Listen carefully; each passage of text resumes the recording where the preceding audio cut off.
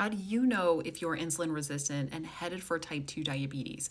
I've had lots of questions on some videos that I've been posting recently about insulin resistance, sometimes with the impression that I'm making things up. And so I wanted to give you some tangible resources that you can research yourself and take a look and learn more about this subject.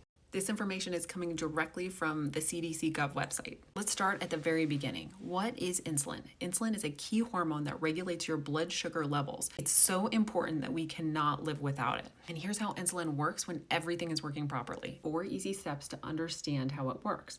Number 1, when you eat, food is broken down into sugar that circulates in your blood. Number 2, the increase in blood sugar causes an internal organ called the pancreas to release insulin. The third step is that insulin acts like a key to let the blood sugar into your cells, which uses the sugar as energy.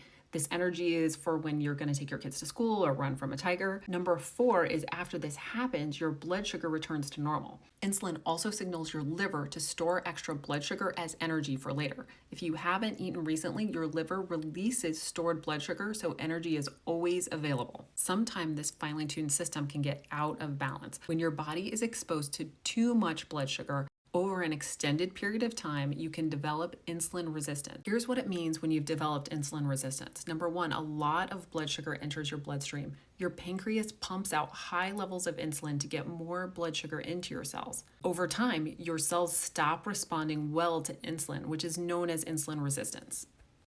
Your blood sugar remains high, which causes your pancreas to keep releasing more and more insulin to make your cells respond. Eventually, your pancreas can't keep up and your blood sugar keeps increasing. So here's the catch. High blood sugar is damaging to the body. So your body keeps trying to remove this excess blood sugar. It stores extra sugar in your liver and your muscles.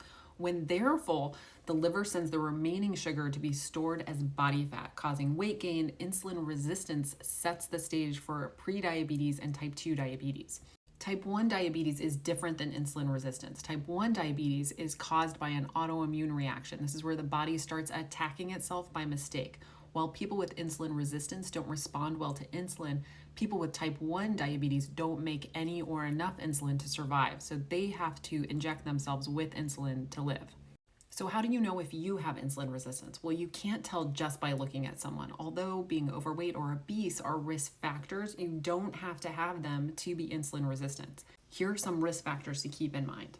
High blood sugar levels, high triglycerides, which is a kind of fat that's found in your blood, high LDL, bad cholesterol, low HDL, the good cholesterol. This is a very key indicator.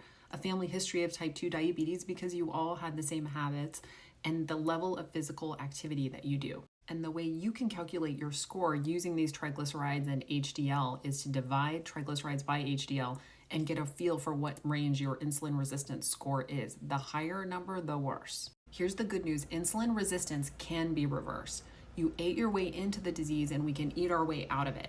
You can reverse it by making your cells more sensitive to insulin. I have some pinned videos that talk about some ways to do this effectively.